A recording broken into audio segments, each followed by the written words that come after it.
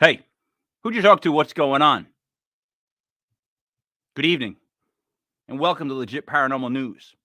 We have breaking news. I broke my face. Yes, this just in. I have broken my face. My name is King Miguel, and joining me as always is my co-anchor, David Barr. David, how are you? I'm good. How are you, Mike? Very good, David. Besides the broken face. Other than that, angry. Can't wait till February ends. So normal for you then? Yeah, pretty much. Just basic. Yes. It is February 15th, 2023, which is 02152023 for the math geeks, which would get me 5 times 1 is 1 plus 2 is 7. 3 plus 2 is 5 plus another 2 is 7. Double sevens on both sides. Gonna be a lucky night. My name is King Miguel. I'm Dreamy David Barr. And now for our top story. All right. Mike, how about that Super Bowl? You mean the one where the Eagles lost by a field goal in the last couple of seconds that I completely predicted exactly almost, but I had it 34-31 with the Chiefs winning? I'm sorry. That one? Yeah, that one. Okay, that one. Okay, good. Same one. All right. Yeah. Oh, let me tell you something. I hate the Eagles, David. So I don't know if you can take my account into account, because I'll tell you this much. Who made the difference on offense with that reception and punt return? Do you remember the guy's name for the Chiefs? Kadarius Toney. Kadarius Toney traded to the Chiefs this year by the New York Football Giants. Now, cut to that holding penalty that everybody's talking about. The man who committed the penalty, James Bradbury, formerly of the New York Football Giants. So, I don't know, call it a jinx, call it a little bit of get even for what they did to us. Because, David, I don't mean to interrupt you, but the Philadelphia Eagles did 2 things. One, in the last game of a season, instead of playing Jalen Hurts, they put in, if you remember, Nate Sudfeld, who had gloves that looked like Mickey Mouse. And I remember saying to my son, as the ball snapped on his first snap, he's not going to be able to handle the ball with those gloves. And he fumbled it. And the Eagles proceeded to drop a game and lose it on purpose, and the Cowboys made the playoffs instead of the Giants. Now, David, the following draft, the Giants are at like 15-14. The Cowboys are 1 ahead of them. The Cowboys trade with the Eagles, which is never heard of. It's an interdivision trade. You don't do that. Yeah, that's a no-no. Eagles jump in front of the Giants and get Devonta Smith, which the Giants wanted. It was a payback for dropping the game so they can make the playoffs. It was so blatantly obvious. I hate both teams. I'm sorry. Proceed. It's all good. So I have a story about a massive disinformation campaign, and it's so bizarre and so out there. The more that I thought about it, the more it made sense to me. So what's a major food item that we associate with the Super Bowl and Super Bowl parties? Chicken wings, right? Yes. Now, during the big game, there's a National Chicken Council. I did not know this. Why would there be a National Chicken Council? I'm sorry. Why would there be a National Chicken Council? I don't know, but there is. And okay. According to the National Chicken Council, Americans eat about almost 1.5 billion chicken wings during the Super Bowl. A lot of chickens with no wings. Yes. Mm-hmm. So our story comes to us from Lincoln, Nebraska, where a chemical engineer by the name of Ander Christensen stood before his city council and proposed that the term boneless wings should be removed from, quoting him, our menus and our hearts. So Christensen says that we have been living a lie for far too long, and he asks that we behold the cheerful untruth that has been perpetrated upon us, the chicken-consuming citizens of the United States, on menus across the land.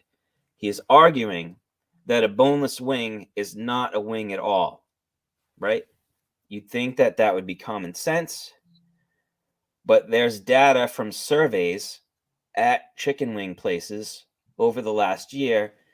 Many Americans don't actually know that a boneless wing is not a wing, actually a wing. It's a little scary if you ask me, right? That's really scary because I know that it's just a piece of chicken. Right. I don't really think that just taking wings off of chickens and wholesale in the bodies. I just assume it's chicken as long as it's got the. Listen, Dave. I once went to a restaurant with the wife, and we got chicken fingers. Now that's the same sort of thing. Chicken fingers. Yes. What the hell is that? Right? Chickens. Never mind. So I proceeded to eat 3 with the blue cheese sauce. And it was only then that my wife cut hers open to realize that all the chicken was dead raw. Oh, The manager came over to me and gave me her phone number and said that they would pay for any medical bills, which made me feel great about the fact that I just ate those 3 chicken fingers. yes. You know, that's a way to pump me up. I went home and I literally had the wife stare at me for 2 hours straight like this to see if anything happened. Nothing happened. They were good. You got one of them there iron stomachs there, Mike. No, not at all. That's the funny thing. Oh, But I digress. all right. So again, people are buying into this lie because it is marketed so well. Now, when asked, of course, most people think it's part of the wing, right? Some think it's part of the thigh. Yeah. And a small group actually realized that it was a piece of the chicken breast. Mm-hmm. So you have all these people not realizing that a boneless wing has nothing to do with the wing. Now, Christensen has a theory. He says that generations grew up like us. We grew up on chicken nuggets, right? Mm-hmm. Mm-hmm. So boneless wings are a way of allowing ourselves to continue those eating habits. And they get to pretend, it's like an adult chicken nugget. Yeah. I mean, yeah. So why not just call it that, right? Yeah, but all right. I think this guy needs a hobby. If you want to ask me, this guy needs a hobby because he's so into this whole chicken thing that's a little strange. Now, do I believe that people across this great country think that they're actually chicken wings? Unfortunately, yes. I've gone through this before where I've made my claim, but I think it's all kind of bonkers and bananas. And but continue. I'm enjoying it. All right. So now we're gonna go to Christopher Kimball of Christopher Kimball's Milk Street. It's like an online cooking course place website. So he's saying that marketers have completely transformed the perception of the wing. And he's saying most people have no idea where any of this stuff comes from. He says you can blame the food companies, but we're the ones who are buying it, right? We accept them, we embrace them. And what does it really matter? He says they're delicious, they're convenient. So why poke into things that pair so perfectly well with our beer, like Barr and legit Paranormal beer. Yep. Things, these things pair with those, and they pair with watching sports. Excellent. So here's one possible reason. Could they be a microcosm of national willingness to accept things that aren't what they say they are? Yes. I'm sorry. So people are arguing that when we accept this little lie, we open ourselves up to being accepting of other lies. And that's how these disinformation campaigns start with the little lies. We accept them, then they move on to bigger and bigger lies. So I'm going to say it actually happens both ways. The more that they lie, the more that you get people that are so far this way that they tell you they're liars, that you get people so far this way that tell you they never lie. So I'm caught in the middle, Dave, with that one. I mean, like, that just gets extreme. They get nuts. So people are saying that this is why our country is struggling, particularly with misinformation and disinformation saturation. And some of these people are saying that this has gotten worse since the boneless wing has entered our world. So by accepting this lie of the boneless wing, we're open to accepting other lies. We're okay with being tricked. We'll go to Matthew Reed, who teaches at Lemoyne College in Syracuse, New York. He also worked a couple of decades at ad agencies. And he's asking, it's not really wrong to say these things are boneless wings, but are we tricking people? And the wing is gone from being an actual part of the chicken to just being something that you can throw some sauce on and eat with your hands. So I'm with this guy, but here's the thing. I think it started way before boneless chicken. I think boneless chicken wings is an easy example to use, but I think people started believing in stuff just to believe in it long before that. Like I feel like before the 60s, everybody was programmed to think one thing. Then the 60s came and they dropped acid, the hippies. And then the 70s came and they had a lot of sex at discos. And then suddenly the 80s came and everybody wanted to make a bunch of money. The 90s came, everybody was depressed. They wanted to wear flannel. And then the 2000s hit. And I don't know where I'm going with this, Dave, but I'll tell you this much. If I were to make a show for Netflix, it would be called British Serial Killer Vampires Bake Off. And I'm telling you, that's every show that my wife watches if you put them all together into one show. So it would be British Serial Killer Vampires Bake Off. So I digress. Mike, you said something, though. You kind of hit the nail on the head. This whole boneless wing campaign, it's all about the money. Oh, yeah. Because the average price for prepared boneless wings is about $5 a pound, whereas it's about almost $8.50 for bone-in wings. And this whole boneless wing campaign, it's credited to Buffalo Wild Wings. Yep. Are they the first you're saying to be like, hey, we have boneless wings? Right. They're making more profit because it costs them less money to create the product. And that's why I always get the bone with the wing, the chicken with the bone. I prefer to have, I know, like, the wife doesn't like the bone because it's gross, but I would rather eat the chicken from the bone. At least I have a bone in my hand. And people argue. Should I say that out loud? That was weird. Yeah, you did. It was a little strange there, Mike. Okay, I digress. People do argue that having the bone in the wing gives it more flavor, though. It does, and I can do a thing that I used to disgust my kids with, where I could used to get the Domino's wing and I could put it in my mouth and just pull the bone straight out with, like if it was a magic trick. Take the wing, dip it, put it in my mouth, just pull out one of them bone clean, put it down. I've seen TikToks and reels about that. Yeah, I'm gross. I'm a gross person. Yeah. So there's a guy named Tom Super. He's the senior vice president of communications for the National Chicken Council. Now, he cites the U.S. Department of Agriculture, and he says now that we have these boneless wings, it's a way to move more boneless, skinless breast meat that continues to be in supply until recently. There's like the whole chicken shortage. There's a number of theories around that I don't really want to get into. I'm still wondering I'm still thinking, what's wrong with that? Like, I just literally in my head keep saying, why are you complaining that it's not actually a wing, but it's the breast? Why do you care what part of the chicken it is as long as it's meat? Chicken meat is chicken meat. It's about the lie. So this guy is like fixated on the lie and the misinformation. And to him, that's kind of what it's about. Go after the Monopoly game like everybody else did then. That was the most fixed thing I've ever seen in my life. Did you hear about that? That they traced every person that won the first, like, I don't know how many years to, like, be a relative of somebody that was working for, like, McDonald's. Do you realize they rigged that whole $1 million Monopoly thing, Boardwalk, for, like, they knew where the Boardwalk pieces got made. One guy picked them up and he distributed them sometimes to family members. It's phenomenal when you look into that kind of crap. It's what's a slippery slope? You can't just say that. That's a blanketed term. Everything I think I've said so far, Dave, might be a slippery slope.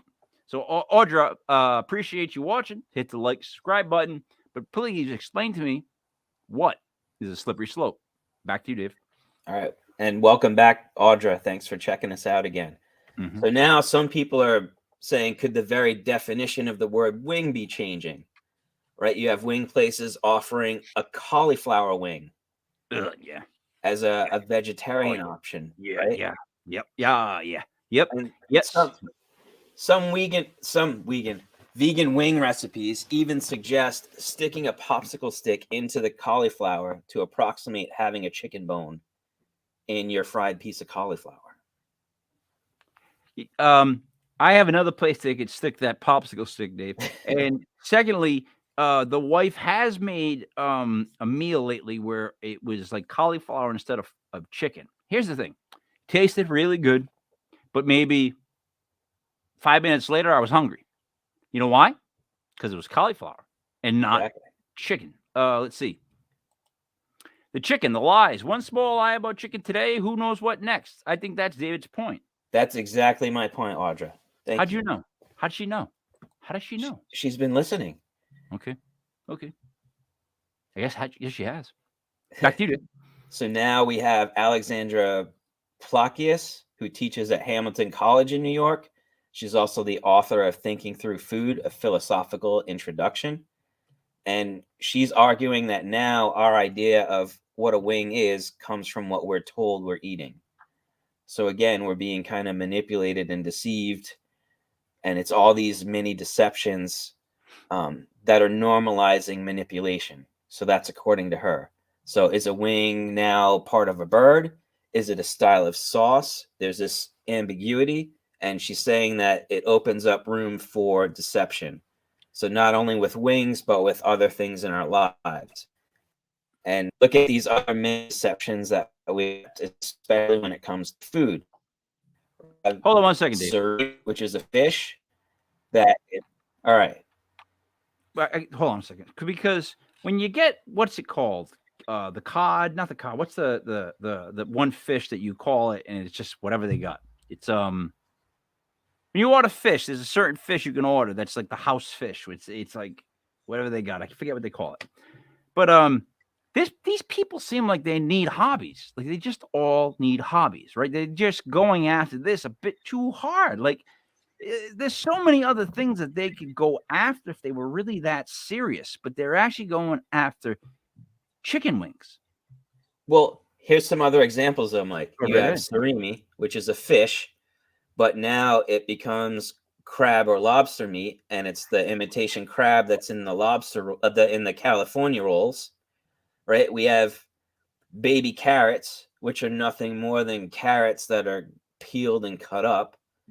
We have Impossible burgers, which are just a bunch of plants and chemicals thrown together. Here's the question I got for you. They is it scrod, first of all? Yes. That's the fish that it's like whatever it is. Secondly, with burgers. Now I've recently I saw a video of myself about 2 years ago, and wow, was my face fat. I'm currently at 175. I was 205 pounds. And it was all on my face. It was all on my face, my moobs, and my gut. Like nothing manly. There was nothing good about it, is what I'm trying to say to you. And watching myself, I don't even know where I'm going with this. I was watching myself. Where was I going with this?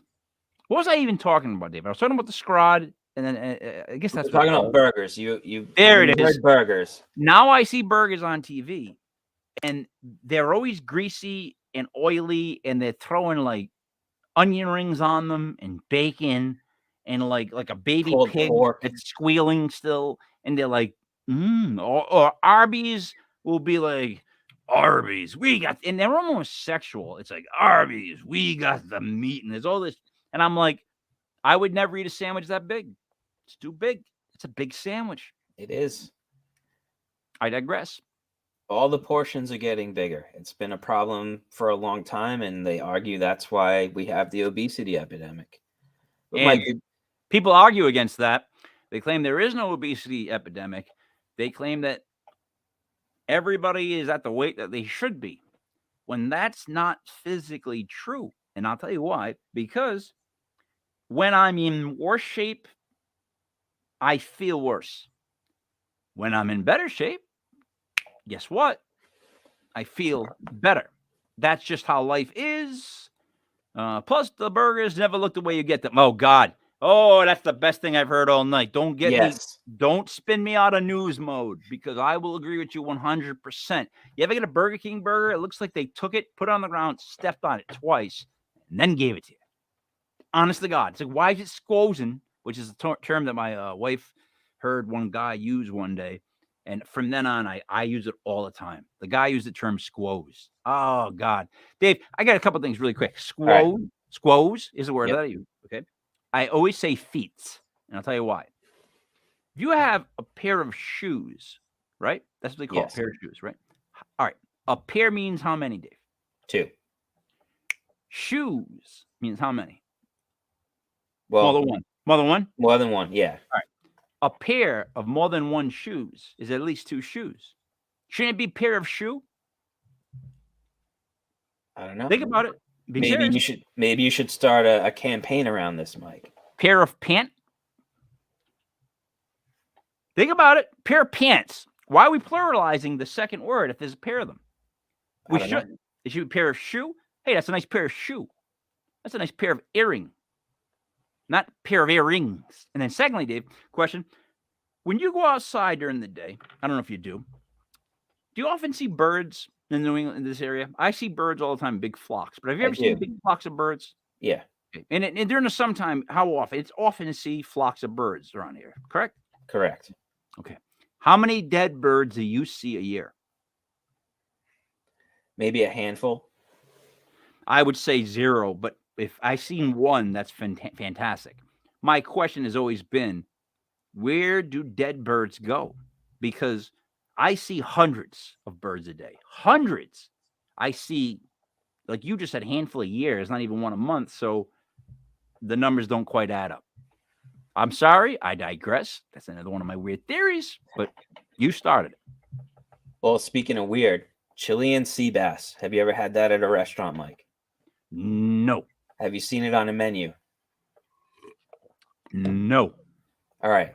Well, if you go to like a fancy restaurant, you'll see Chilean sea bass on the menu. Chilean sea bass. Until this article, I had no idea that wasn't bass at all, but it's something called Patagonian toothfish that has been rebranded as Chilean sea bass. How's it taste? It's pretty mild fish. So basically, whatever you cook it in, it picks up those flavors. Then I don't think people should complain.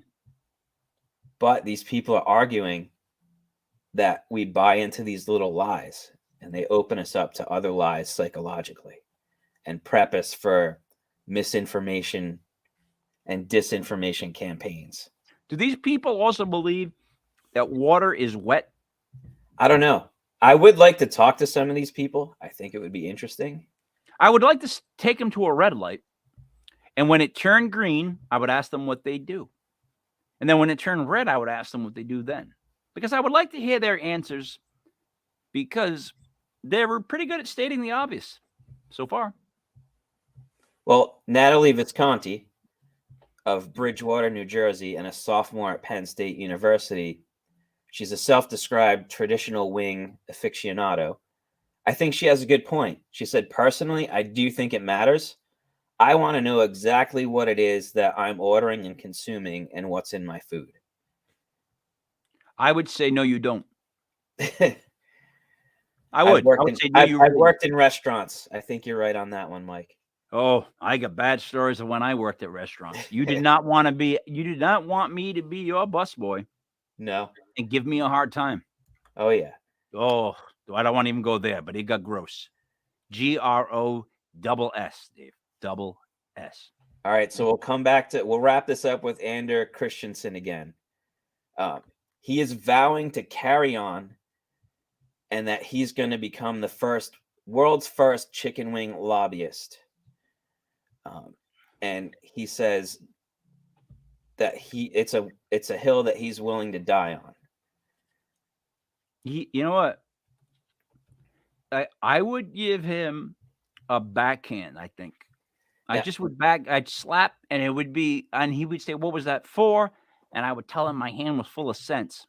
So he has pissed some people off because people on both the right and the left are accusing him of making this a cryptic message about something political. He insists that this is not political. He's just a culinary truth seeker.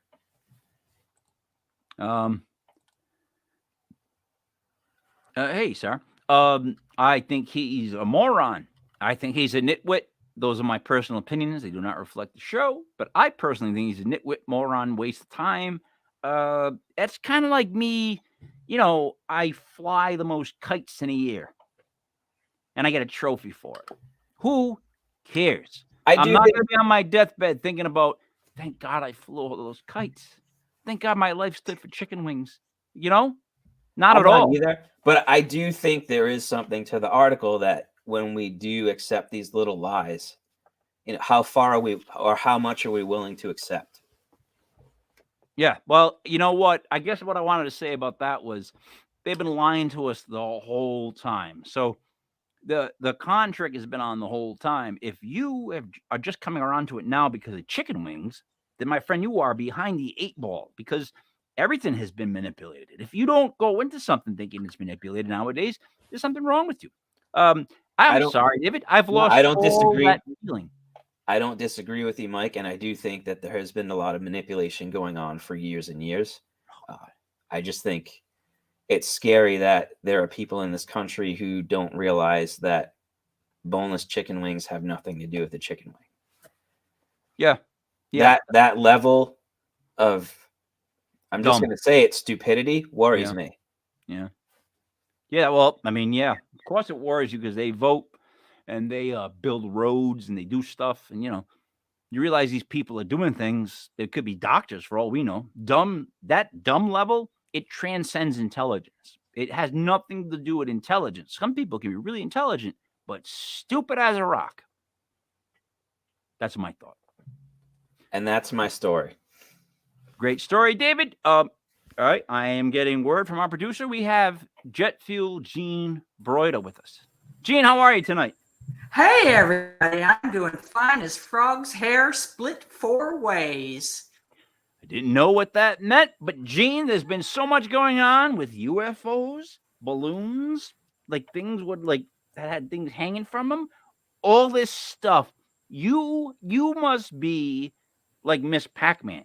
I'm in hog heaven. Well, yeah, go ahead. I'm in hog heaven.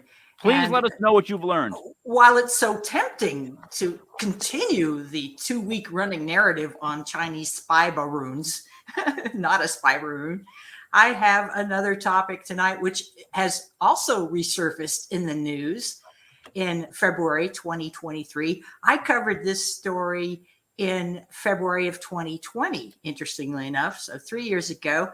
And this was published in this was published in survivalupdate.com, which is now defunct, killed by the plague. But the title is "This UFO Abduction Was No Fish Story." And let me just lead off with this. One of the most well-documented and equally extraordinary UFO abduction cases comes from Pascagoula, Mississippi. 2 men, 19-year-old Calvin Parker and 42-year-old Charles Hickson, went night fishing on October 11th, 1973. Let me pause, and I want to share a picture of these gentlemen. Did you say October 11th, 1973? I did indeed. I was. And are you seeing these gentlemen, I hope, out there in viewer land? Give me 1 second, Gene, but I wanted to state to you, I was a newborn baby of only maybe about, 9, 10, 20 days old when this happened? Oh, thanks for sharing. I wanted to make sure I felt young for one time in my entire There they are. career. There they are. Give a guy a chance, Gene. I digress. Okay, so these two gentlemen, these hopeful anglers, had cast out from a pier in the Pascagoula River, and the fish weren't biting. The men felt frustrated. It was early evening. The stage is set. All of a sudden, a strange craft descended from the sky and stopped in front of them, hovering a few feet above the ground and only a few yards distant. Well, that would freak you out, wouldn't it? The two shocked fishermen had no chance to run before an opening appeared in the craft and 3 humanoid creatures floated out. They grabbed the men.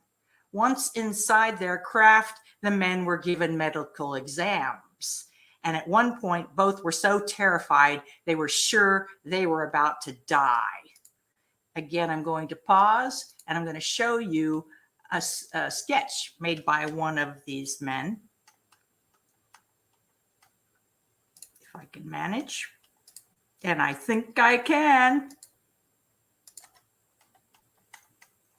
I think I can.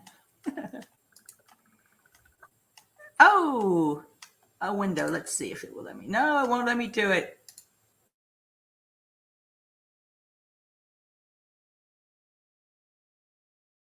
Oh, and I may be able to figure it out later. But onward we go. So these creatures floated out, abducted the men, took them on the ship, gave them medical exams. Okay, so far, this is a fairly typical abduction story, okay? Minutes later, only minutes later, both Parker and Hickson were deposited back on the riverbank and the craft took off. The two raced off in their car. They found a public phone booth back when we had such things and dialed the local sheriff. Soon afterward, they arrived at the sheriff's office to make official statements. Well, this in and of itself, I'm editorializing here, this in and of itself is rather extraordinary. And what follows is even more extraordinary. The sheriff believed them, and Hickson agreed to take a lie detector test and passed it. So welcome Professor J. Allen Hynek, famous for his participation as the civilian science in Project Blue Book, which was a that's a topic for another day. UFO investigation on the part of the federal government. Let's just leave it at that. Hynek interviewed both of these experiencers taken aboard a craft and concluded that, quote, these men are not crackpots, unquote. And he added, quote, under no circumstances should they be ridiculed, unquote. Hynek had spent a weekend interviewing the men and he got more information. Both men agreed that the strange flying ship was an oblong oval shaped like a fish that emitted a blue haze. The aircraft measured about 30 feet long, they reckoned, and blue lights flashed. They heard a buzzing sound coming from it. Other observers had heard that sound in the neighborhood. The 3 alien abductors depicted by Parker and Hickson, this is the picture I'm going to try to show you before the show is over. They were humanoid monsters that stood about 6 feet tall with 1 head, 2 arms, and 2 legs, so humanoid. They wore no clothes, but were covered by wrinkly skin. Each of their 2 hands and feet looked like the pincer claws of a crustacean. That would be a crab or a lobster. So these are not gray aliens in no way, no how. The head had no human features, no eyes, no ears, no nose, no mouth. Instead, spoke-like projections jutted out from the front, back, and both sides of the faceless head. That would be terrifying. The men saw these bizarre things, these beings float completely upright a few inches above the ground. Jackson County Sheriff Fred Diamond attested that the pair were mortified, quote, scared to death and on the verge of a heart attack, unquote. Now, after the story broke, Hickson gave public lectures and talk show interviews, and he self-published a book in 1983 titled UFO Contact at Pascagoula, should you want to look that up. Hickson, Charles Hickson, died of a heart attack. This is the first guy. He died of a heart attack at age 80 on September 9th, 2011. That was 2 days before the 9/11 attacks in the U.S., should you care for such trivia. Parker, the other guy, began attending UFO conventions in 1993, so much later. And he started a television production company called UFO Investigations to air serious UFO accounts. In 2018, so rather recently, Parker self-published his version of what happened all those years ago in a book called Pascagoula, The Closest Encounter, My Story. Parker is alive today, and as of the time of this writing, 2020, made his last speaking appearance the year before in 2019. Okay, all well and good. Fast forward to the present, and now I can share a story. This is where that first photo of the two came from, the Daily Mirror out of Britain. Great for alternative news, I have to tell you. This is the Mirror. And here is Calvin Parker today. Let me make this a little bigger. Not bigger. Here's Calvin Parker today. I'm sure this is the Pascagoula River. In fact, the pier where they were. I'm sure that's where that is. Hey, Gene, can I make a quick comment? I don't mean to interrupt. Certainly, you are, but go ahead. Go back to that last photo. He should not wear that type of shirt. It does not hang on his moobs very well. Back to you, Gene. Hey, I'm not here to argue. I'm here to report. We'll argue after I report. How about that? I ain't here to judge. Okay, so more detail about this story, which is already pretty darn fantastic. Okay, so it's been 50 years. By the way, this was published recently. This is just a few days ago. I saw the date. Here it is, 21 February. That was last year. So this is not breaking news. This is from a year ago. But be that as it may, a year ago, Calvin Parker, then 58, so now I guess he'd be 59, he said that when he was abducted at age 19, probed by the lobster claws, they showed him visions of the future where he foresaw a plague and World War III. So I'm not going to go into a lot of detail, but basically Parker is saying now that he was warned about this plague that was going to be a plague. and he says it's going on now. That was a year ago. I don't think I need to say the word. I think we all know what plague we're talking about. Okay, not mumps, not measles, not any of that stuff. We know what I'm talking about. He said it gets even worse. I'm not going to go too far in this because this guy's a real naysayer. Apparently, he's a Debbie Downer, and he says that these aliens told him it's bad and it's going to get worse. Kill millions. Here, I said I wouldn't do it, but I'm doing it. Kill millions, cause food shortages, and people will fight and steal each other. We're seeing it now. It gets worse. Family against family, friend against friend. There will be a time when it will be impossible to trust anyone. Well, that doesn't sound like very much fun, but that's the bleak future that this abductee paints. And back to you. What do you think? What do I think? Oh, boy. All right, couple things. I think a bunch of things, actually, so this is going to take me a second. And I'm going to try to see if I can get this picture up, so take your time. All right, so food shortages. Predicting food shortages in the future where people end up fighting over food. Boy, that's a real stretch.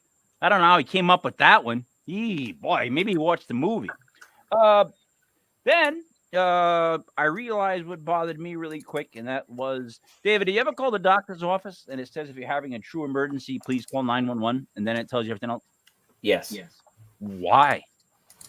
Why bother? If I was really an emergency, I would call 911. I don't think there's a person out there that does not know to call 911 in an emergency. I don't think anyone calls the doctor if it's a true emergency.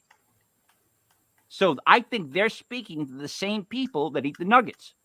Now, on the voicemail, when someone says, I will return your call at my earliest convenience, does that not bother you?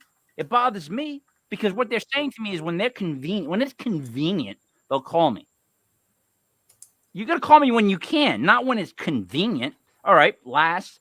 David, have you ever owned Comet, the Comet cleaner? Yes. Have you ever put it in the back of the cabinet down below the sink? Yes. And then for some reason opened the cabinet door and somehow the Comet made it to the front and spills over on the floor? Like it kind of has a mind of its own. Have you ever seen that happen? There's always some Comet that manages to get out of that canister somehow. You can put it in the very back of the sink area, on the bottom of the sink, and I promise you that within, I don't know the dates. I don't know, maybe that's 28 days, paranormal 28 days. Maybe it is. I don't know. I'm just saying eventually, for some reason, that Comet spills when I open the door, which makes no possible sense. But all I know about Comet is that it spills on the floor and I have to clean it up. That's what I use it for. I use it, I guess, to clean the front of the sink. Yeah. Hey, Dave, I broke my face. I know. I don't know if you knew. A hard shot. I took a really. By the way, are you seeing this thing? No, I did not. Do it? No, go ahead, try it. I'll give it a shot. Do you see the entire screen here? There's no screen there at all. Oh, denied. All right, work on it. We got to go to this really quick. Fine. Hey, guy, how you doing? It's me, Little Tommy Toes. I'm working, guy. You know, I had to come in on Saturday. Most days I don't. Hold on. Buy. What? Sell. Anyways, guy, you know, I just want to see how everybody's doing on this Saturday. I know it's raining. Everybody wants to go out. It's April Fool's Day today, man. I wouldn't mind taking a nap, though. I take naps. Anyways, guy, hold on a second. Buy. Huh? Sell. Anyways, guy, you want to say, go outside, have some fun. It's okay to go out in the rain, guy. If I was out working, I would be outside having fun, guy, because that's what Tommy Toes does. I might take a nap. Naps might be pretty good in the rain. But anyways, guy, I just want to say, hey, how you doing? Hi, April Fool's, guy. Hey, Little Tommy Toes. Bye. What? Guy. Huh? You gotta love the puppets. It's just ridiculous. Hold on. We got a comment. I think the crustacean appendages are interesting. I think it was theorized that crustaceans are the only species that can live in any environment. Now, David, what is the difference between a lobster with breast implants and a dirty bus stop? I don't know. Tell me. One is a busty crustacean, and the other is a You know, the whole crustacean thing, Mike, you remember He-Man and the Masters of the Universe? Yeah. And they had the one guy and he had like the giant claw. He was like Claw Man. Hey, I think I can share this. Can you hear me? Yes, we can. You 1 second. By the way, go ahead, David. Okay. No, it just made me think of like Claw Man from Masters by the way, of the Universe. One comment, Gene, before you continue. Yeah. David, He-Man universe was I would have loved to been in that thinking room. They were like, he's got lobster hands. What do you want to call him? Lobster Man. We're gonna put a skunk thing on his head. What's his name? Skunk Man. Like, That was the most. I mean, they didn't even bother to think. Beast Man, Frogman. This guy. He's just whatever he is. Garbage man. What? Gene, back to you. Gene, I have a question Can you for see you. this? Oh yeah. Here, let me make it big. Bigger is better. We all know this. Okay, October 1973. Pascagoula, my bad. Pascagoula, Mississippi. Approximately 6 feet tall. It's got these, remember, no eyes, no nose, Man had no mouth. eyes out of his head, man. These spiky things coming out of its head and lobster-like claws floating above. See that somebody even did shadowing there. Isn't that's amazing. I'll tell you what, if something like that floated toward me, I would need to change my undergarments. I got a question. 2 questions, actually. 1, isn't it weird how aliens have gotten taller over the years as basketball players have also gotten taller? People have gotten taller. I see where you're going with no this. offense. In 1973, they're talking about a 6-foot person as if that's gigantic, right? Well, I did the Oculus the other day. I put the Oculus on, and they made me do a measurement. My arm was all the way out. I had to touch the floor, top of my head. The thing measured me completely. It was the scariest thing I ever seen. It came up in millimeters, in inches, whatever. I'm 6'1", which I have never claimed. I always say I'm 6 feet because I'm 6 feet and like 8 out of 12 or something like that. And as a basketball player, you don't round up. You stay to what you are. Anyways, that's not very tall. But back in 73, that was gigantic. Nowadays, when you see an alien, it's like 6'4", 6'5". Secondly, how do you know an alien's 6 feet tall if it's floating and you don't know how far off the ground it is? Because it's dark. I don't think it was dark. I think it was dusky. Okay. Even in Plus, dusk. they were on the ship with them. How far off the ground was he? Inches, 2 to 3 inches.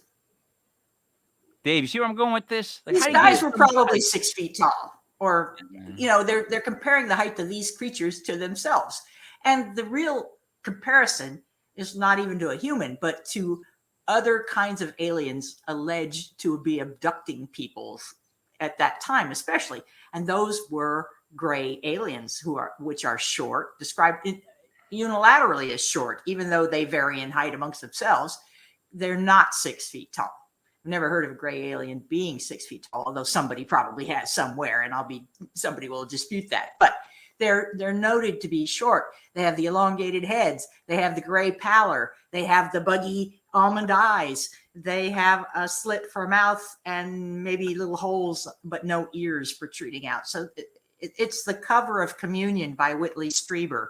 It's that picture of the gray alien that most people think about when they think about alien or alien abduction. But these guys saw something I've never heard described in any of the literature. I've never heard of this species of alien before.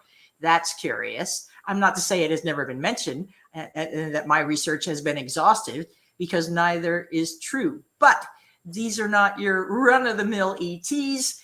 They did typical things. They did the probe, right? Well, and they showed images. They showed visions to the abductees that frightened the bejesus out of them. If you were back in that time period and you fast forwarded and they were showing you 50 years in the future, 100 years in the future, think of how much has changed. Okay. And it was shocking. It's all these stories are shock stories, right? Agreed. But Gene, here's what I got to say. So now I just want to paint this picture so we see both sides of this. By number? If I ask, what 2 decades did the most acid? What 2 decades would you say? I would say the 1940s and the 1980s for abduction. The most acid? Did the most acid? The 1940s. No, I'm not asking about aliens. For sightings. I'm not asking about aliens. I'm asking about doing drugs. Which decades dropped the most acid? Oh, well, that would be the 1960s and the 1960s. 60s and 70s, basically, right? Here's where I'm going with this, Gene. Okay, you gotta use small words. It's from the 60s to the 70s, right? From the 60s to those 2 decades, the 60s and 70s are known for the most psychotic drugs. Am I correct in that? Absolutely, and in fact, CIA operations to promote those into the culture as well. Word. But One check me Flew out. Over the Cuckoo's Nest, Ken Kesey. Word. But check me out.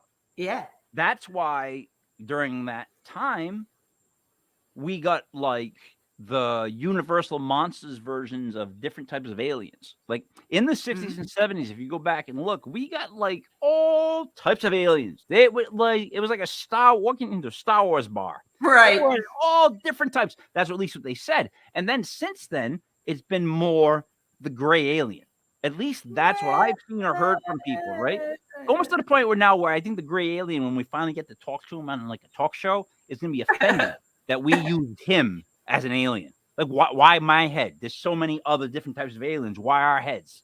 That might be an issue someday, Dave. Maybe there are some species of aliens that are noted to be tall, including blue avians, blue bird-like creatures that I could cover on another occasion. A fascinating story. Don't know if I could keep it to 10 minutes. It just goes on and on and on. And yes, somebody might have made all this up. Yeah. But, and one would say, well, why would they do so? People have a lot of reasons for what they do, sometimes no reason for what they do. I find I get great satisfaction out of researching these cases. And there are so many of them that share similarities, such as what happens after you're abducted, the buzzing sound that people hear when they see a craft. There's a lot of details that correlate. But did it really happen? I just saw a headline. Some bright Harvard psychologist did a study on the physiological effects of a person recounting a UFO story case and comparing brain waves and other metabolic measurements to the same kind of recounting of a veteran recounting, say, a battle situation, a battle scene. And I didn't read the article. I would imagine they're going to see some correlations there because both are high stress situations. It is possible that the imagination can dream up all this stuff. It is possible that these gentlemen cooked up a story, or they shared, if not a hallucination, who knows what. There was talk about one of them had a dream and told the other one, and they said, hey, it's a great story. Let's spin it. Maybe we'll never know for sure. But this guy, Parker, who's still alive, is still prophesying doomsday to the mirror, right? So we know that's going on. So, Gene, let me just correlate that to what Dave was saying in his first piece. So now, if I wanted a UFO video to look silly and goofy, this is just what I would do. Like, say Dave had a video of something, and I was like, I want to make it look ridiculous what he captured. Then I might make fake videos that are obvious and are buffoonish, so that therefore my videos make his video seem ridiculous. You see where I'm going with this? So not quite, but all right. Well, continue. stay with me. Go on. Stay with me. Dave, you're talking about how they're using the nuggets to convince people all these things subliminally, right? Okay. Right. Well, that's what this is. That's what this is that I'm talking about. That's what this whole thing is about. That's what the whole thing is. It's all, of course, the plan. It's all a what? It's all. We all know that like something's going on. Everyone knows that something's going on with the aliens. So with ETs. To discredit them, you make ridiculous fake videos and you flood the internet with them, and it ruins their credibility. Yes. You see what I'm saying? I'm not saying that's going on allegedly. I'm saying if you wanted to ruin any bit of evidence, all you got to do as like a organization, quote unquote, allegedly, is create so much like ridiculousness that when people see it, they go like, come on, that one's and then you're like, the minute you see one that's so like, it's like me doing Dave doing a magic that's real and cutting to me, and I'm like, and there's nothing, I'm doing nothing. It makes him look like he really wasn't doing a magic. You know what I mean? Yes, indeed. And that's part of the CIA ongoing operation, or at least it was ongoing until perhaps last year. Project Common Sense? The modus operandus, the standard operating procedure up until recently, has been on the part of the CIA and all of its sub-agencies and agents, people, to deny, discredit, and ridicule. That's what they do. And they deny, no, it isn't. No, it didn't. No, it wasn't. No, you weren't. They the discredit. You were easier. drunk. You were stoned. You're no good. You lost your job. You were stressed. You had battle fatigue. And then they ridicule. You must be crazy to believe in UFOs. Discredit. Go ahead. Because with the rise of deep fakes, so if people don't know what that is, as technology increases, they're able to feed computers video footage and audio footage of people, and the computer can generate an exact replica of that person and use their voice and make them do and say things that that person has never done in real life. For example, it just happened to James Gunn. Someone made a deep fake of James Gunn saying that he was going to okay the sale of the DCEU Snyderverse to Netflix so that that could continue on. And now he never said those things, but here is a video and an audio of him saying those things. So people are going to take their computers and they're going to make alien footage. They're going to make UFO footage, and it's going to get harder and harder to figure out what's real and what isn't. I agree. And that's why I value these older cases. I think the best cases are the ones before 1960, less technology. 1965, when we know it had to have been alien. There was no way the U.S. government or any other government on Earth had this technology. But what if they did? They just didn't let you know. Because here's one thing that I said. It's possible, but it seems unlikely because I was alive in the 1960s. And I'm telling you, there was no evidence, no particular evidence of advanced technology at that time. My dad was a scientist who worked on the megatonnage nuclear bombs and then switched to a think tank that was probably reverse engineering alien tech. They were never told that because of the compartmentalization of such programs. But the technology that they were advancing has been adopted into deep underground military bases, such as artificial lakes. So, they worked on artificial lake linings. Gene, I have a question. I have a question for you. I have a question for you then. Yeah, you bet. What's worse, nuclear power or the internet? What's worse? What creation is more? For whom? Which creation is more dangerous? Nuclear energy or the internet? I would say nuclear energy. See, I would say the internet because it gave every person an opportunity to not only say whatever the hell they want to say, but to connect with other people who feel that way. And now it makes it a lot easier for people to cluster together and push their opinions and their agendas on other people. It made it easy for people to organize. Tear up the space-time continuum and we all die in many dimensions. So yeah, that's where my money's going. One could say the internet. I mean, what are we fearful? What are people talking about right now? Chinese spy balloons. I had to work it in somehow. What's the threat of China? Nuclear attack, not the internet. Yes, not it that is. China's going to shut our internet down. No, you're wrong. The EMP. That's what it is. You're wrong on this EMP. One. Time out. You're wrong. The EMP from the blast. Yes, they're looking for ways to. Which I reported on before that people, 90% of humanity would die in 1 year without power, including the internet, right? So, Gene, what I was trying to say was the balloons might be to ruin and take over the internet or the electrical system or drop our electricity. There's all kinds of things these things can do. And that's what they're looking. Listen to me. It is so much more they've been in our internet already. They've done damage already. Oh, I know. Wait a minute. The whole way the world works has broken down. It is slowly breaking down, and they're taking away things piece by piece, and we're allowing that to happen.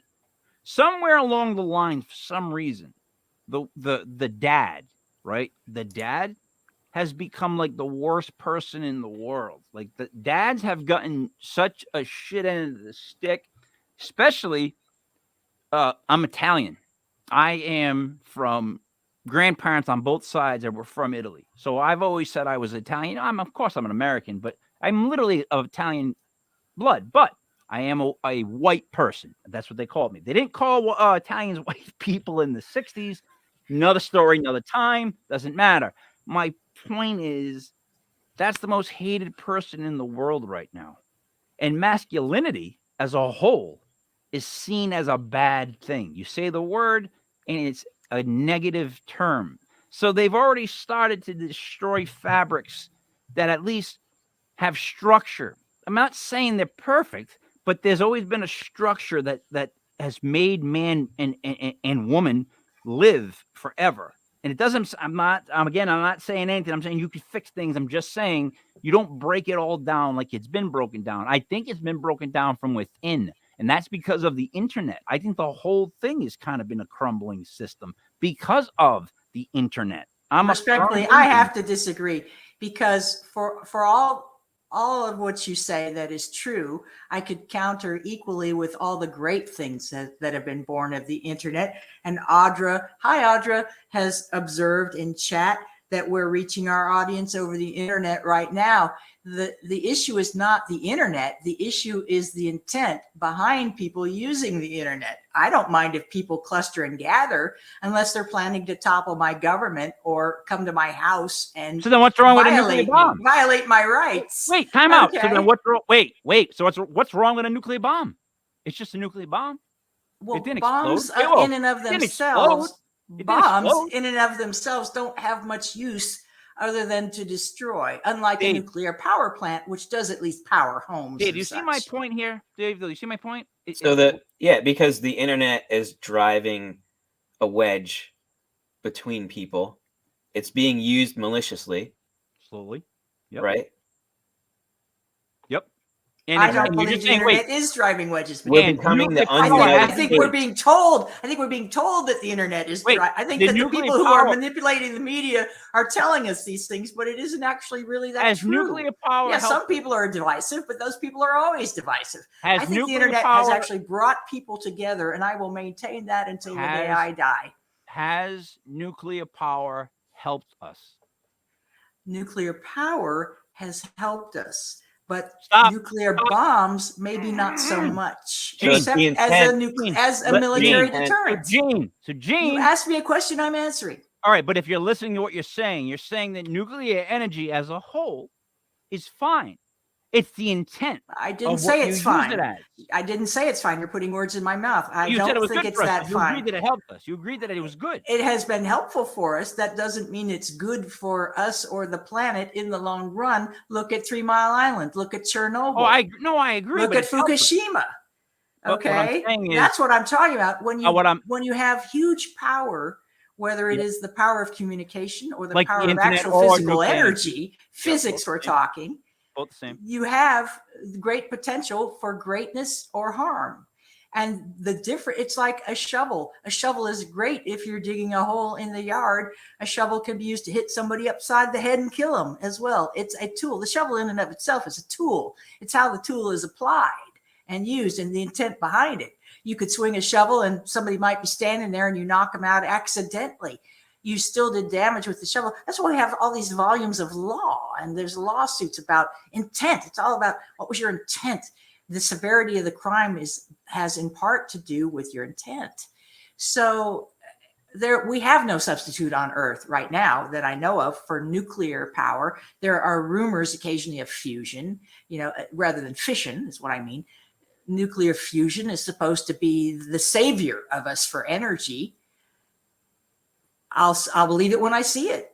Are you agree? Did you just argue your way all the way around to where you were agreeing with me and you didn't realize it, but you were still arguing the point? Dave, did you realize that? Hard to say. Arguing that it's intent. I am egalitarian. Yeah. I do try to see both sides of everything. Did you see that? But I also think it's a very odd question. I think the original question is odd, which is worse. The internet or nuclear power. I think that's a very strange comparison, honestly. No, not at all. I see that you have put a lot of thought into it. So I will apply my mind in that way too. But all this arguing that's going on, that's a result of some of the things that are being spread on the internet could create the malicious intent to have one country drop a nuclear bomb on another country. Could it not? I suppose it's possible. Okay. But for example, in the 1960s, Abby Hoffman published the infamous book, Steal This Book, which it was a catalog basically of how to overthrow your local government or any government. The Anarchist Cookbook is what I mean. I'm talking about not Abby Hoffman, but separate publication, the Anarchist Cookbook. which was a compendium, a compilation. It was at the time of Abby Hoffman. But the Anarchist Cookbook gave recipes for building all kinds of outrageous devices.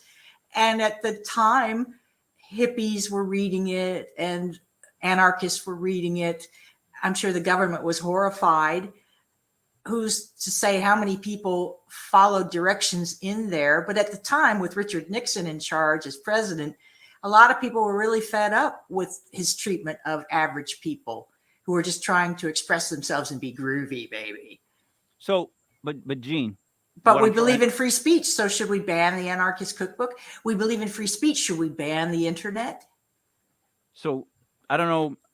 So in the year 2023, the internet is used to be able to do things to kids, to peoples, the groups that is just completely unknown. In other words, don't misunderstand that while something really bad is being created and evil or whatever you want to call it, something else is always going on the other side. So while we're all worried about all this stuff, I'm trying to say that the internet from the inside out has become a thing that is more dangerous.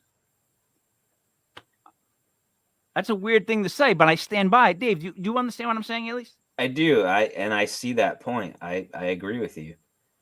Because I've seen it. I guess that's the problem. Because here's the way. So Audrey just said the only good way to use a bomb is to not use it, though. Then where I come back. So the only way to use the internet is not to use it. I made a goofy comment that I stand by, but there should never be comments.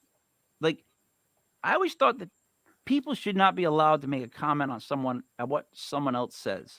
And let me explain. Because they say it, let them say it. I think it's like. You mean on social media? Yeah. Why? I get you. Let me tell you something. Because why do you have to comment on what someone else said? Like, it's such a weird thing to do. You don't do that in real life, but you do that there. So it's a whole different world there, Gene. And what they've done is, in my opinion, they have worked from the college level up, and it's been a slow grind, and they've changed things in such ways that it's the ultimate jingle the keys, and this is really going on type thing. I know I sound like a conspiracy theorist on that, but Dave, you've seen you've dealt with people that have had they get caught up in this internet stuff. Oh yeah. Let's not forget that for a while, for 4 years there, people were completely going after each other if they weren't the same color, like red or blue. Like if you were the different color, people came after you just because you made a comment. It was the weirdest thing. It was the weirdest time I've ever seen. I've never seen people I knew be more mean to other people I knew in my entire life. It's split up families too. Oh yeah. Yeah. But now we find out that a lot of that was due to manipulation of the voices being heard by the big tech companies running the social media platforms in collusion with federal agencies. This is more disturbing to me. What is more dangerous, a nuclear bomb or the United States federal government? I think that's a good question. What do you think? That's the same thing. No, but that's the same thing. How would you answer that? I would say the government, because obviously they make the bombs. Secondly, that's the same thing as the internet. Who do you think I'm worried about with the internet? It's not like Dave. I'm not worried about Dave's going to do any internet tonight. He's not going to go, I don't know, join some sort of group that hates Italians. I'm not worried about that. I'm worried about the big guys controlling the internet and being able to use it, persuade it, whatever you want to call it, to make everyone else subliminally think chicken nuggets or chicken wings, boneless chicken wings, are actually chicken's wings. It's all about those boneless wing people and manipulation. I just brought that all the way around. You did. That was good, Mike. Whew. I was gonna do that. I was gonna do that, but you beat me to it. I was gonna bring in the boneless wing. Nice people. wrap. Yeah. Well done. I broke my face last night. Let me just re-go over it. Now, my wife fell. I was down here at the bar. I went upstairs to go help her up. I started to help her up, and she just gave up. She was slipping, but she kind of just became dead weight, and I was so worried she was going to fall really hard because she was almost standing up, that I kind of held her all the way to where she was falling, and the momentum of it spun me to my bed. And at the same time, my head was spinning like at a really weird speed because I hurt my neck and my face. My dog, who's 145 pounds, his head's a little bigger than mine, Kobe Bo, if you ever seen him. He's a mastiff pit bull lab. He's gigantic. He was lunging forward at the same time that my head smashed the top of his head. And I rebroke my nose for now the 7th time in my life. It's always been crooked because I had it broken so bad that it moved. They had a reconstructed. I've never had I have a nostril on one side, but not on the other. It's always been like that. But it's a little bit swollen tonight because it's now been broken 7 times. It keeps bleeding. I'm in a lot of pain. When I talk, it hurts. Everything hurts. I'm not taking anything for the pain. I've been drinking vodka, which I recommend everybody do if you're in a lot of pain. That's all you can do because it just doesn't. The other pain stuff, it's not pain stuff. It ruins my insides. I can't take even a Tylenol. It burns my stomach. I digress. This has been one hell of a show. Gene, what would you like to say to wrap it up? And I got to ask you this, and I never answered it. What? Just really quickly as we can. What the hell are we catching in the skies? I think they're just drones that have been there for so long that now all of a sudden we're scooping the fish tank. It's like the first time we've ever looked at the fish tank and went, all right, you got to clean it and just scoop that shit out. What do you think it is? I would tell you if the federal government would tell us what they're bringing down, but they won't. So I can't even comment. I don't know. I have no idea. I know. I mean, secretive, big surprise. I know a lot of people are asking, what are they trying to distract us from? So it's like, oh, hey, we got all these UFOs all of a sudden, but don't look over here. Don't see what's going on over here. Yeah, that is how I am as a person. Is the minute I see something bright and shiny, I'm looking to the side to see what the hell's going on. Or demonizing China because the military wants to do something against China. Who knows what? It's manipulation on manipulation on manipulation. Yeah, but then the Chinese diplomat, I don't know what exactly his ranking was, made that statement about it was like a weather balloon gone awry. And as far as other things, I think the U.S. needs to look in their own backyards about that. Basically made a comment about how we need to check ourselves about the drones. And the thing is, I'm convinced there's drones everywhere. Everywhere. I just think every government's got them. I think they've been going on since Obama days. There's drones everywhere. Don't start acting like you don't know what these things are and you've never seen them before. I think that's my issue. I think that's right, because as I said last week, the not a spy balloon, those balloon objects originating in China have been spotted in 4 or 5 countries over the last 2 years. So these are not a new phenomenon. What's new is apparently that they've escaped. The U.S. military would have us believe they've escaped detection until 2 weeks ago. That's alarming. All the billions and trillions of dollars we spent on the U.S. military, on NORAD, and they can't detect a small object in the sky with intent to spy. There's something wrong with that picture. There's going to be a Northeast one. I'm waiting for one of the Northeast because I don't think it's harder to fake something or do something over the Northeast. I think Northeastern people are more angry, grouchy people that look at the sky and they'll see something. You can fly it over the Northwest because there's nobody there. You know what I'm trying to say? We're a more dense area population-wise. Yes. Yep. It's harder to trick us. I'm just saying, look, all of a sudden you're finding all these things. It can't be coincidental, and don't tell me it's all of a sudden a new armada of then here comes all these different shaped things flying over from the Northwest because nobody can see behind the curtain, which is basically the Northwest where nobody lives. My father-in-law is actually he was an Alaskan state trooper. They named the gymnasium at the state trooping complex after him. It bears his last name. He came up with his own form of martial arts that was actually recognized. It's cold weather hand-to-hand combat. And what I'm trying to say is he's from the Northwest. He'll tell you there's nobody there. Like, there's nobody that lives in those areas where they claim all this stuff kind of originates. Well, they did now with the Hudson, but what other stuff, I'm just saying, like, the first kind of stuff, if you ask me, hey, Mike, I want to fly something into the country, what's the best area to fly in where nobody will see me? I'll be like, dude, come through Canada and go through the Northwest. There's nobody there. What would you guys say? What area would you tell somebody to fly into? I would agree with that, Mike. Northwest? Same. Gene? Same. Yeah. So it's like, where are they coming from? The Northwest and Canada. Yeah, well, yeah, that's what I would do. I know that makes me a cynical bastard. I accept that term. But that's what I think when I hear this stuff. It's like, of course, yeah, it's the Northwest. Well, yeah, that makes sense. That's where I would do it. Like, well, plus the prevailing winds are there. The winds tend to blow from west to east. And there's currents there that apparently these balloons have been riding along that bring them up the Aleutians through the Yukon and down into Idaho, Montana. Let me ask you this really quick. If someone can take a photo of you and make a complete video of you and all the stuff, they can steal your information, they can do all the stuff with the internet. Could they not make fake emails? I want to know that. I want to see if you guys can answer that question. Well, that's been going on for decades. All right. So wait a minute. A lot of like criminal cases or whatever cases, whatever you want to call them, have all come down to emails and text messages.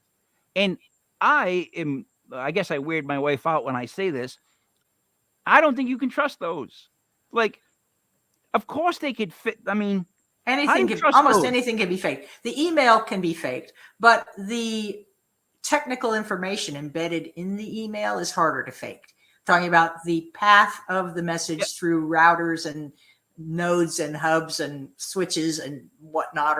But Gene, let's agree on the World Wide Webs. But let's agree that's very difficult, and I know it is because as a co-founder of one of the first internet service provider companies in Denver, Colorado, we helped crack a landmark case of cyber theft that involved tracing routing numbers basically for internet switching. And it was 100 nodes probably that we researched and gave to the FBI so they could bust this guy. But the average person isn't going to research that deep. They're going to see and would not know how. They're going to say, "Oh, wouldn't know how." Yeah, so they're going to be like, "That's authentic. I'm with my eyes." Yeah, it looks authentic. That's called a scam. That's called a scam. Now, let me ask you this question: with the internet, I only need to show one fake email from Dave's account saying that he hates me because I'm Italian, and people are going to be like, why is Dave got a problem with Italians? He grew up near Italians. What's his problem all of a sudden? But that's a real email. And I only have to show that on the internet once.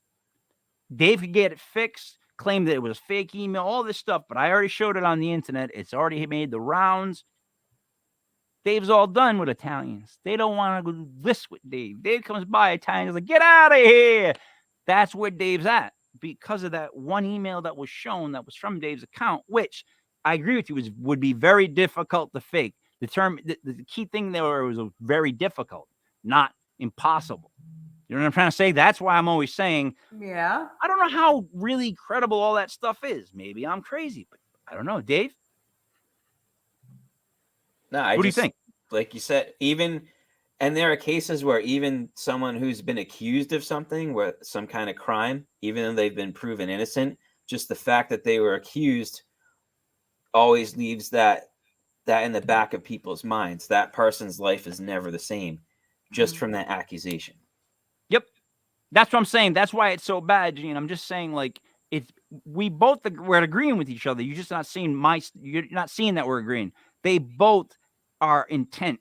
What's the intent on the internet? What's the intent on nuclear power? Like, if in the right hands and used correctly, both are beneficial. Could be beneficial. But if you look at the number of users who are doing crime on the internet, criminal activities, they pale in comparison to the people who are not. Okay? So while you say that, yeah, if somebody smeared you on the internet, it would leave an indelible impression. Yeah, it would, but most people have short attention spans these days. And while the Italian community might hate you in that example, most people would forget about this the next day or two. We've been trained by the media to have a short attention span. But that's also because it's Italians. Secondly, Gene, how many bad apples does it take to spoil a whole bunch? They say just one. Thank you. So now we're in agreement. Dave, well, I don't agree. I don't agree. You see where I went with that? I think the internet is very good. I think the internet is very good and strong positive, and that it gets bad press. I think there's a lot of good, and the press gives bad press. There's a lot of good going on in the world, but that doesn't sell papers, as they used to say. It doesn't sell soap. You've got to be sensational. You got to have clickbait. You got to run people down. Whereas there are other people who focus only on good stuff. If you hang out with recovering addicts, they're being trained to focus on good stuff, goodness and light. It's all about your perspective. When people turn off their devices, stop spending so much time plugged into whatever, and start living the first life, that is real life, they report that their quality of life goes up. They enjoy life more. So an EMP would be beneficial if we wiped out all the electronics. I don't know. I do not know. Gene, the internet is something that a whole generation is coming up that's just slightly behind, that live their whole lives based off of, and their whole social structure has changed so dramatically.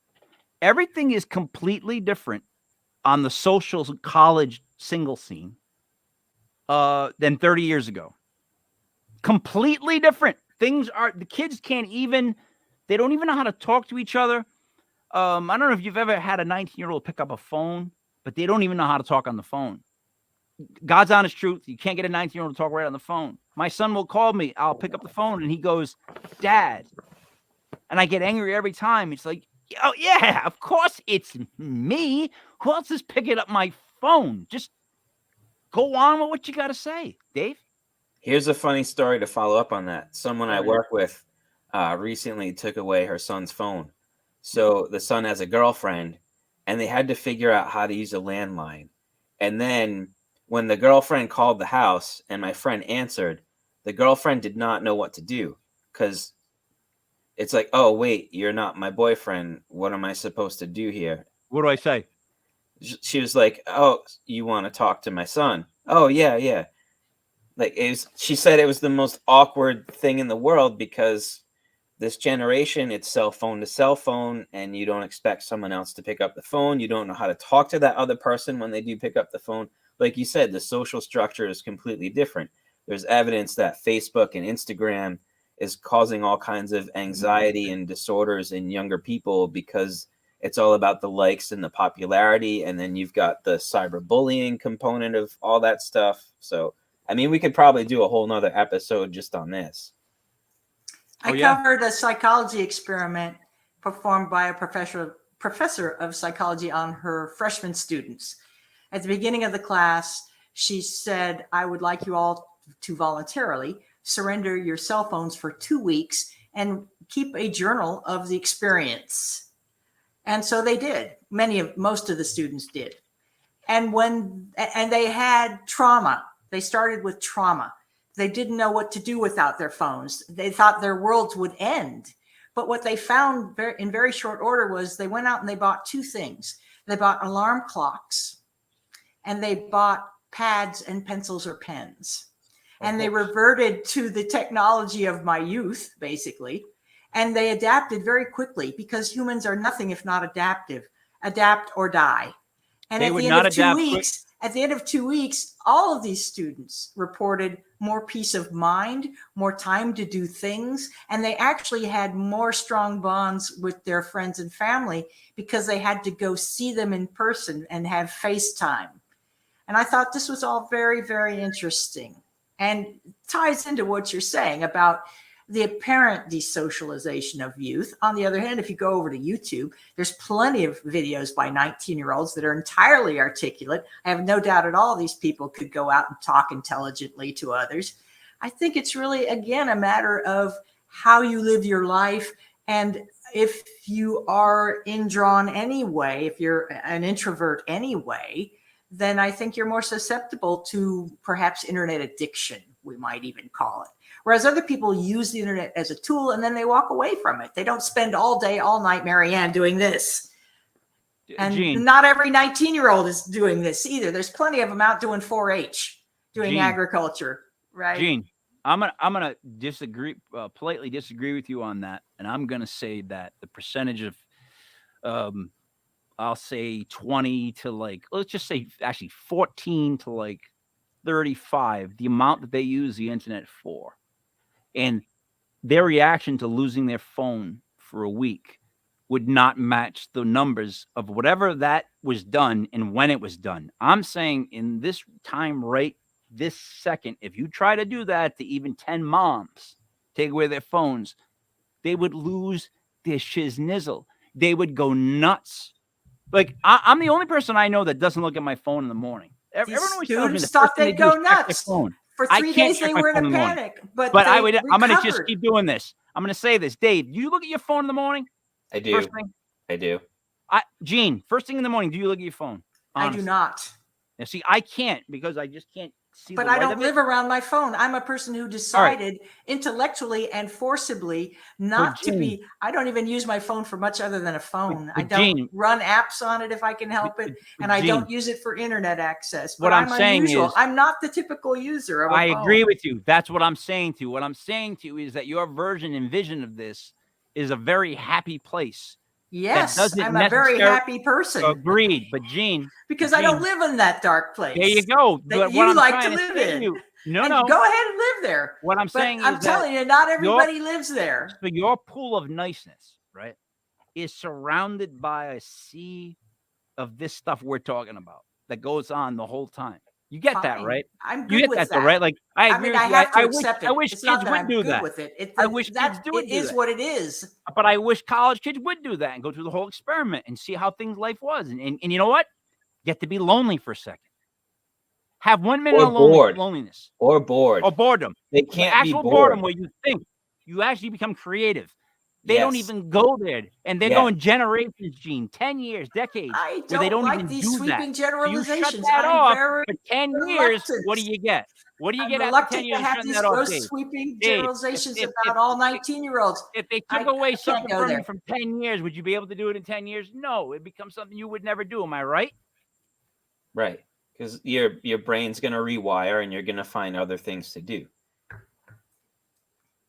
Exactly. So I'm telling you, the experiment would never work nowadays. I'm not going to condemn all 19-year-olds with a sweep of my hand on a radio show, on a podcast. I'm not going to do that. Gene, I'll agree with you on that one. I'm not going to dismiss an entire generation because I know there's value and merit out there. Oh, no. I know there's people who can handle themselves responsibly and who don't go to the dark side and who help each other. Listen, and who could put down their phones on a challenge. You know, it's those students opted in, and those who didn't want to do it didn't have to. That's quite different from somebody coming into the classroom and saying, put all your phones in the basket here. I'm taking them by force. That would be upsetting. So because you hadn't made provision for it. You didn't have warning. Doesn't that would be disturbing. Yeah. Doesn't that now change the whole thing you just told us? Because we didn't know that they voluntarily gave their I told you at the beginning. The teacher said, I want to run an experiment.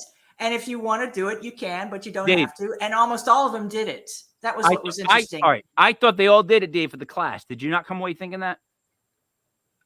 I did hear us say they had the option to participate, but it did sound like I was just saying the almost class evolved around the kid, but my assumption was the class evolved around the kids that took the thing. Like, why would he talk to the kids who didn't do the experiment? So, like, that, it doesn't make sense. They get to opt in, because if you don't opt in, you're not actually part of the class. I digress. So, of course, now they're asking kids. I think that's an assumption. Well, it's not really. It's kind of the like teacher would be the person to say that, not you. No, I know. All due respect. That's why it's called the deduction on my part, because I'm coming from the outside in. Well, my point is that like these people are more, willing to do it out their phone and see how life is. They're actually voluntarily doing it. I'm saying take 10 phones away from 10 college kids right now. Watch them flop like fish out of water because they don't know what to do, and it's not their fault. Why? It's the internet. So we end the show with this. You can leave us a comment. You can leave us a message. What do you consider more dangerous? Because I'm seeing people tell me all kinds of different answers. What do you find more dangerous? Nuclear energy or the internet? You can leave us a comment. Gene, what are you going to say to wrap it up? I got to say, if you haven't checked out my book on Amazon, Unknown Objects, the top 10 U.S. UFO cases, why not? You must be crazy not to believe in UFOs. Do you have the book with you? I do, but it's over there. All right, don't go over there. No, I'm not going over there. Dave, what do you got to say to wrap it up? I got two things. I think the alien from Gene's story, the head looks like the Batman who laughs in the DC universe. Mm-hmm. And I want to give a shout out to a band that I used to help out back in the day, late 90s, early 2000s, Corporate Avenger.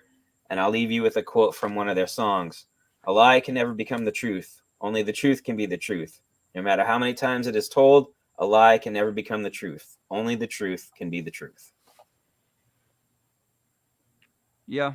I could argue against that, though, or for it, just because I'm in that mood. See, what happens is when you break your whole face, like when you fracture this and you can just kind of move it on your own right now if you wanted to, and then it bleeds, it goes down the back of your throat. You get like, what's the word for it? Cranky? Yeah, I think I use the word cranky a little bit. But no, I have nothing to say to wrap it up. If there's nothing else to say, I'll just give it the once around. For Jet Fuel Gene Broida, for Dreamy David Barr, it is me, Mike Leopard King, Mike Elvis, was legit. Paranormal news brought to you by legitpodcast.com. Please tune in tomorrow at 8:05 for legit paranormal clips. Thank you.